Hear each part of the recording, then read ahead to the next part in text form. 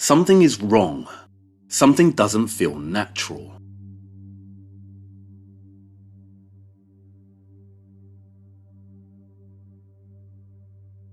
When the entity set out to rewrite history during the age of transition, controlling and changing the printed word would not be enough. It's one thing to rewrite narrative, but in doing so, the physical world needs to change in line with it. The medieval temples of India. Ruined, decimated, and then restored in the 19th century. Who restored them? The west facade of Lichfield Cathedral, mid-restoration. Today a multitude of cast statues reside in these niches. They tell Britain's history. Were there other statues present here before restoration? Did they tell a different story? The cathedrals, the ships of Theseus, the multitude of changes, making it almost impossible to understand the structure's original language. But the architectural changes are just one kind. There is a lot more to this story of revision and erasure. And before we turn to architecture, we must chase a different rabbit. And it's worth knowing that this burrow goes so deep, it unsettles. Something is wrong, and it's tremendously worrying. In our current digital age, we are bombarded by the constant haze and hum of blue artificial light and unclean electromagnetic frequencies. During our free time, it's good to get away from it all. If you live in a country like England, you are almost spoilt for choice. Vast and sprawling parklands belonging to the country's heritage estates are found in abundance, in their hundreds. Chatsworth, Blenheim, Trentham, Shugborough, Clumber, Woollerton, Weston. It's the weekend and it's good to get away from it all. Out into the parks, a breath of fresh air, a spot of exercise strolling around their vast lakes, a picnic on the grass, back in nature, rejuvenating, reconnecting. But something is wrong, something doesn't feel natural. And that's because it isn't. For you see, the majority of England's enormous, sprawling country estate gardens and landscapes are not what they seem. They are artificial. Meet Lancelot Brown, otherwise known as Capability Brown. During the 1700s, Brown was responsible for redesigning over 170 of the finest country homes and parklands in the United Kingdom, many of which survive today. Brown's signature style was so influential that a wealth of other landscape designers adopted his vision and continue to redesign hundreds more. Capability Brown has become a household name. His landscaping design changed the country so much that he is now referred to as the Shakespeare of gardens. He was a leading frontman for the entity, setting in motion a fashion that would obliterate England's medieval heritage. Beware of fashions. They are often catalysts for control. And from the 1400s to the 1800s, the classical style of architecture was all the rage. Sneaky classical. It wasn't enough just to be popular, was it? You had to smear your rival. The insipid taste of Gothic ornamentation, these odious monstrosities of an ignorant age, produced by the torrents of barbarism. You see, to encourage society to warm to and embrace a revived classical style, and to use it to replace their medieval heritage, propaganda like this was necessary. Means of disseminating propaganda were limited in the 1700s, but one of the key ways this was achieved was through literature. Literature was the equivalent of our television shows, and it was English poet Alexander Pope who helped ensure that the elite and wealthy wanted to spend their money destroying the majority of medieval estates in the UK and renewing them in the classical style. Pope promoted the idea of following ancient or classical principles in the garden as well as in architecture. In 1711, in his essay on criticism, he wrote, "Learn hence for ancient rules just esteem. To copy nature is to copy them." What does that mean? To copy nature is to copy them. Prior to Capability Brown, The large manorial estates found across Britain were designed and adhered to a formal geometry. The gardens follow precise geometric formations, straight-lined avenues, canals, walled spaces, and tiered terraces, much like we see here at Powys Castle. Much like we see here in this plan. It was all about geometry, and they had to go. As one of the propagandists wrote at the time, the natural garden will make his design submit to nature, and not nature to his design. Capability Brown and his contemporaries removed avenues, parterres, terraces, basins and canals, everything partaking of the old art and geometry from the environs of great houses. In their place, they laid out what we now describe as landscape parks, informal and natural in character, eschewing straight lines and formal geometry. This was Chatsworth House in the 1600s. This is it today. Brownian landscapes can be characterised by the following. They consist of vast, uninterrupted stretches of land, merging the garden with the landscape beyond, punctuated by irregular clumps of woodland and trees. Thousands upon thousands of trees were moved and planted for this effect. An immense amount of earth was moved to smooth the landscape, to create hills, to cover the medieval landscape that existed before it. Straight lines were everywhere replaced by curves and sinuosity. To not obstruct the view of the greater landscape from the house, formal walls were removed and inverted.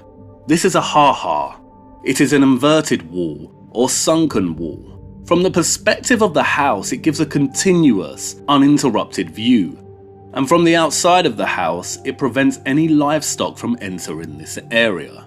Finally was the redesign of the landscape's water networks. Their previous geometric formations were replaced with irregular bodies of water. Artificial lakes and serpentine rivers were created instead, curving through the greater landscape like a snake. These characteristics define the Brownian landscape, and his style was immensely influential and was widely copied, so that many hundreds of landscape parks had appeared in England by the time of his death, and still exist today. As this map shows, Brown's sites alone covered almost the entirety of the country.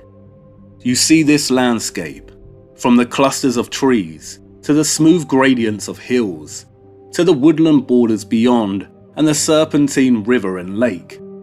It is all artificial. It was all man-made in the 1700s and carefully constructed to look this way. And I know what you want to say. What? There is no way. But I'm not lying. Longleat and its gardens. In their analysis of Longleat's contracts, David Brown and Tom Williamson tell us that they describe how terraces were to be levelled, land drained, and walls removed, various basins and canals filled in or deformalised, and trees and shrubs planted and gravel walks laid out. A ha-ha was to be constructed, and modifications made to the existing serpentine water so that its sharp turns were removed. Horace Walpole visited Chatsworth in 1761. His journal tells how they were widening and raising the river and carrying the park onto the side of it and levelling a great deal of ground to show the river. The estate accounts record regular payments to Michael Milliken, Brown's associate, for moving earth. The accounts for Harewood at the time reveal that workmen were engaged to remove a vast hill to the south of the house, and this project went on for 10 years, using 10 to 45 labourers. This is the south view of Harewood. It's man-made. All Brown's landscapes are artificial. For all their supposedly natural appearance, Williamson writes, Brown's lakes were alien impositions on the landscape, often being highly engineered. The process of creating these features was often the largest and most technically demanding of any earthwork operation. A significant body of water would need to be penned, and the level maintained through the year. In some sites, Brown reshaped extensive topography and diverted rivers to create the shape of the water feature. Manipulation of the water was achieved through a variety of means. The most simple method was erecting a dam across a watercourse so that water was ponded back behind it. They would build an earthen embankment dam, dig out sections, and shape the edges of the lake to create an ideal form. Some dams were large, up to 210 meters long. Where the geology for creating lakes was impermeable, a measure of puddling with clay was sometimes required to ensure that the lake held water. This method of rammed clay or puddling creates a watertight material that offsets water permeability and was used in the construction of canals. When there was no natural watercourse available, where rivers were absent, artificial ones would be created by the use of valleys and damming of streams. If such natural resources were lacking, then artificial lakes could be constructed instead. Brown would engineer these artificial lakes to be fed from a number of small streams and springs. Several sites contained a pre-existing water body, typically a canal or fish pond, which Brown expanded and reshaped into long lakes. Often a complex and extensive system of channels and culverts would be created to mitigate any risk of flooding. Brown created drainage systems, parallel sets of underground brick-built barrel drains, to ensure land would not become waterlogged. Damp moory ground, despite its location in the park, was removed.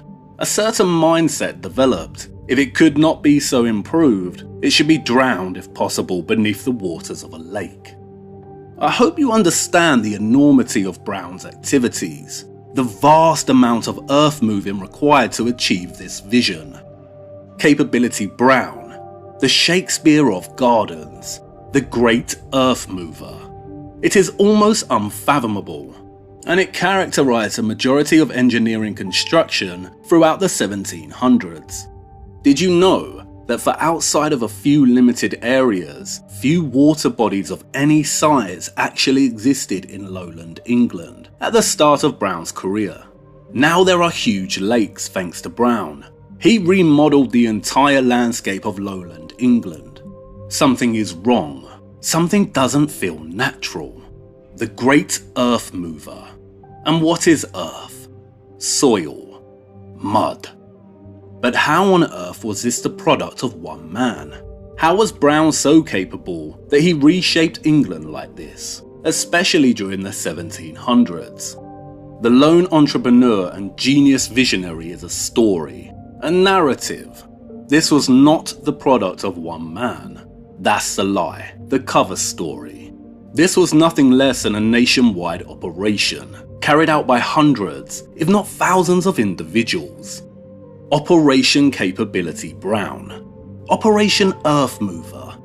And before we look at who the Earth Movers were, it is necessary to highlight what the purpose of this operation was.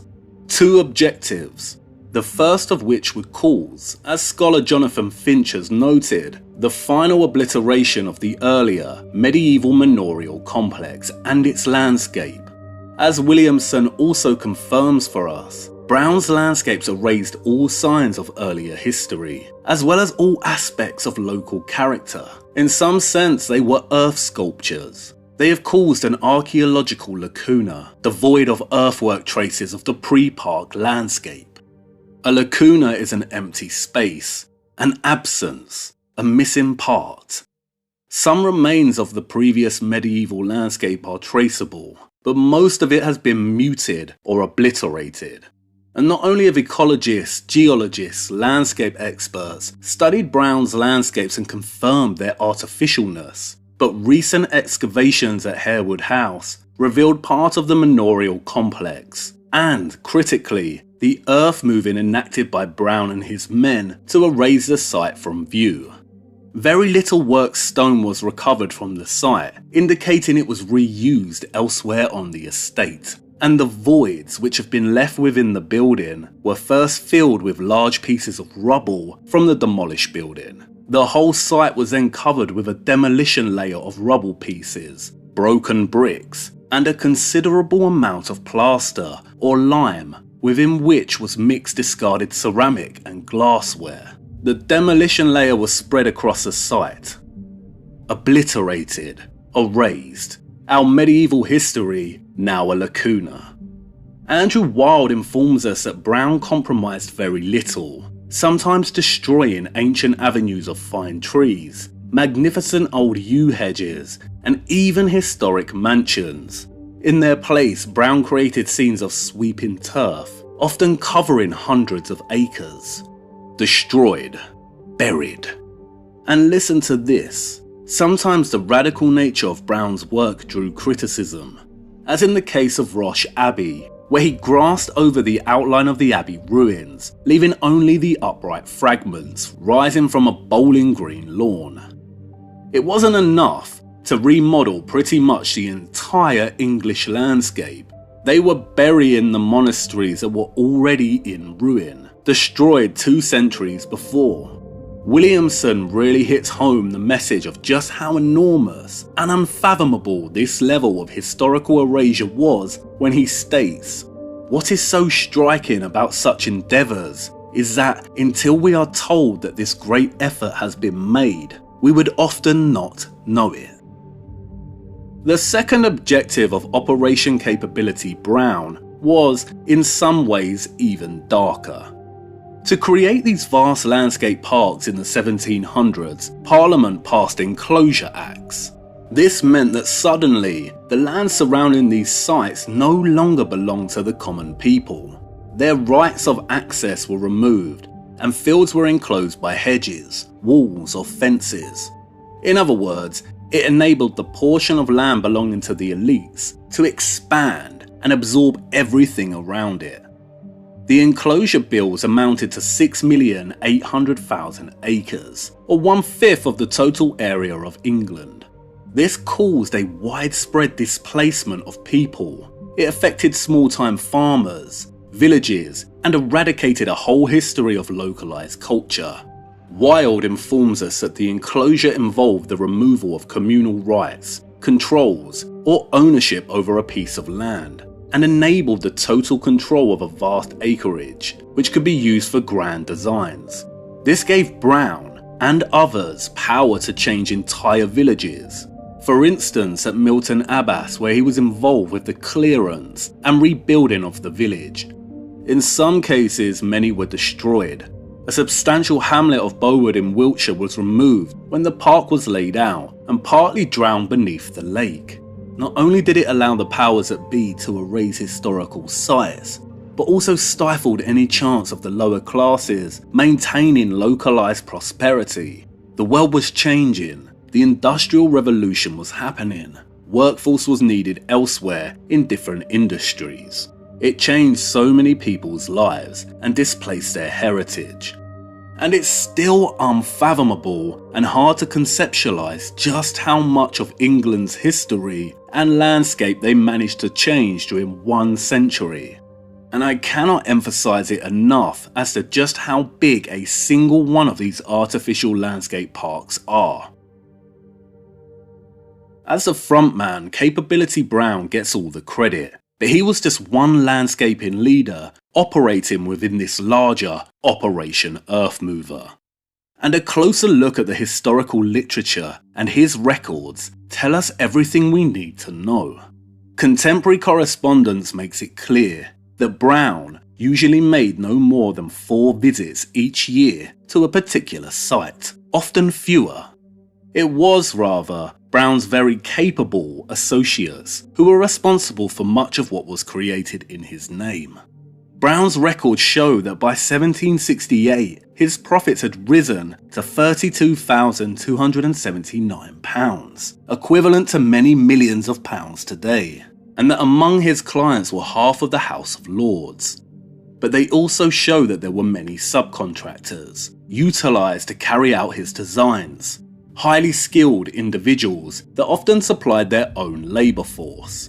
Subcontracting gave Brown the flexibility to respond to demand across the country. It enabled him to create a national landscaping business and rapid expansion.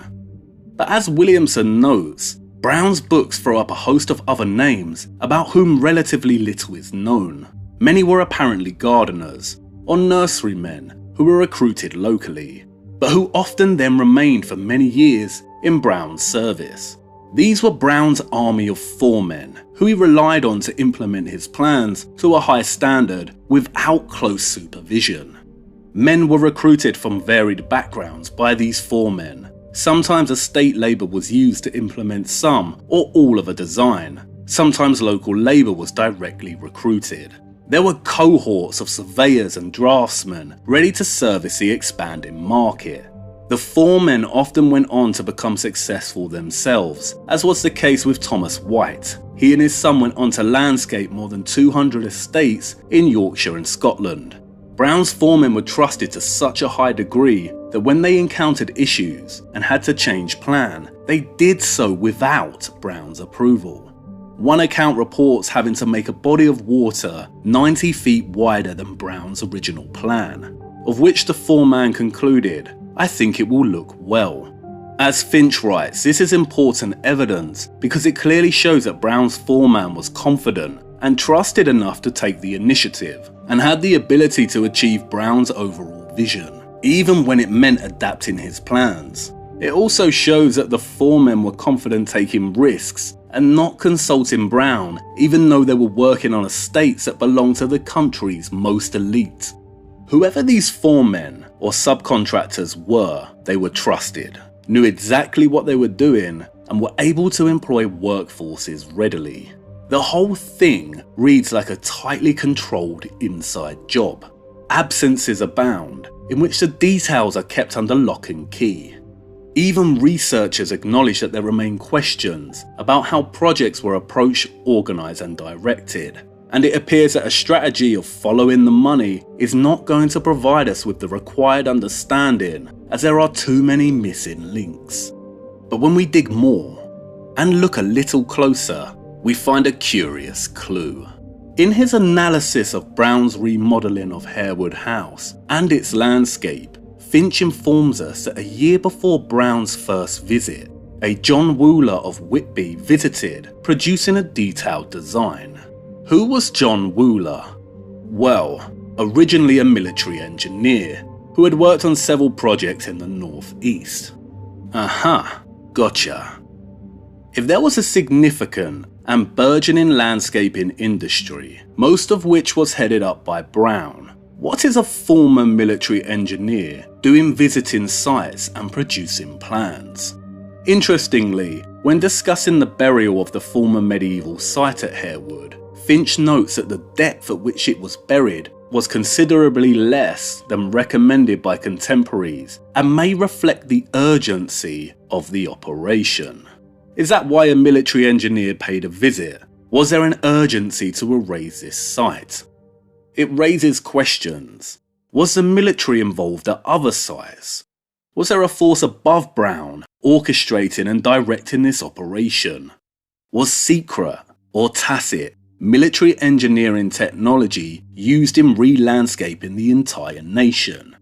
A 1773 Act of Parliament suggests that something secret was certainly occurring.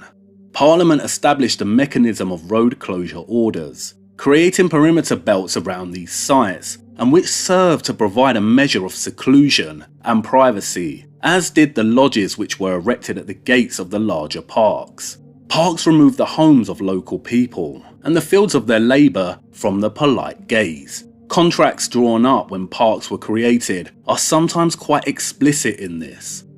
They diverted and closed footpaths and roads. They wanted to be hidden. Was this to hide secret military involvement? Or perhaps to hide the act of heritage destruction? Perhaps they buried a lot more than we know at these sites while re-landscaping.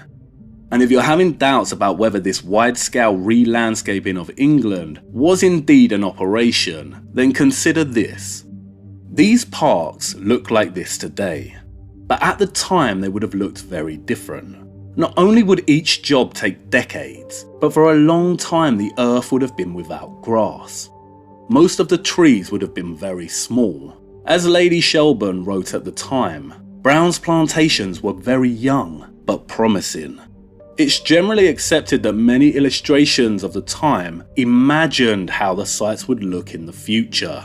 18th century landscape gardens can now be experienced at a level of maturity that was never possible when they were first landscaped and planted. As trees have grown and matured, these gardens have taken on an appearance that their creators could only have imagined. What would it take to live on a construction site for most of your life, and to pay the landscaper significant sums of money to do so? Did Parliament bribe the elite with the Enclosure Act, allowing them to own more farmland, and with the promise of a big return in the agriculture business in exchange for years of re-landscaping? If so, who was directing Parliament to do this? And why is Operation Capability Brown important? 1. It provides us with direct evidence that a tremendous portion of England's landscape is not natural, but was artificially created during the 18th century. Geologists, ecologists, landscape researchers, and archaeological evidence of cement layering all confirm this. 2. It provides us with evidence that there was an agenda to erase England's medieval history. It was destroyed and buried. Its water systems were reconfigured, and the architecture was replaced in the classical Roman style. It also provides us with another instance of military involvement in construction. And 3. Brown's landscapes provide us with hard evidence of earth moving and earth sculpture on an enormous and unfathomable scale. And it's this final point that has greater and more worrying implications. Something is wrong. Something doesn't feel natural. For years and years, archaeologists have dug through the earth, clearing the mud, on the hunt for the remains of previous civilizations, on a quest to uncover traces of history. Was centuries of soil accumulation always an accepted theory? In our present era of contradictory truths, the curious challenge this assumption. What if it isn't soil accumulation, but the results of a cataclysm, perhaps a mud flood? What unsettled you more, viewer? A cataclysm, or a deliberate, wide-scale and almost unfathomable burial at the hands of man itself? Don't you find it curious that many archaeological discoveries occurred during the 19th century and after?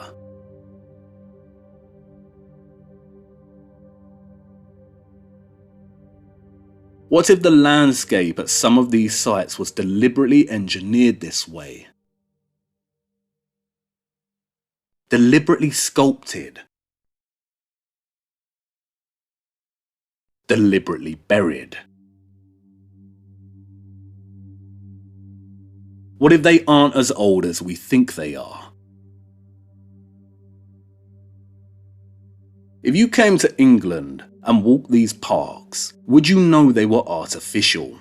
Were these parks designed like this to stop archaeologists digging in these locations? Has an operation like this occurred elsewhere and in an undisclosed manner? It's very interesting that the ground seems raised in many specific locations around the world. But this is not the same, and compared to Brown's landscapes it seems child's play. Something is wrong, and it's tremendously worrying. The Earth Movers, our buried history. I'd like to show you something that might surprise you. This new classical style of architecture is a later rendition of the Palladian form. It is one of the most prevalent styles found throughout the Brown parklands.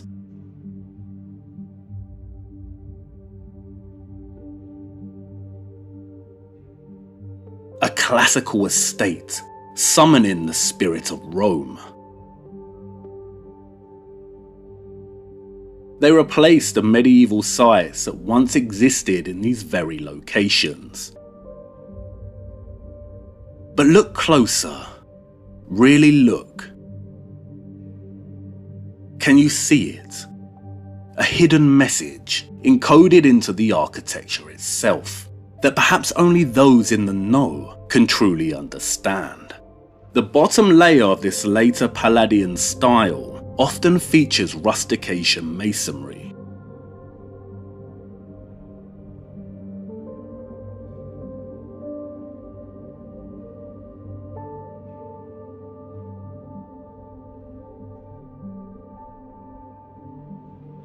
Like Brown's gardens themselves, rustication masonry creates the illusion of authenticity.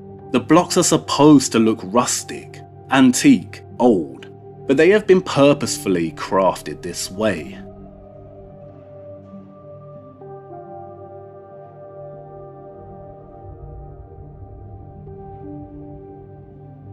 A symbolic and coded message in the architecture itself.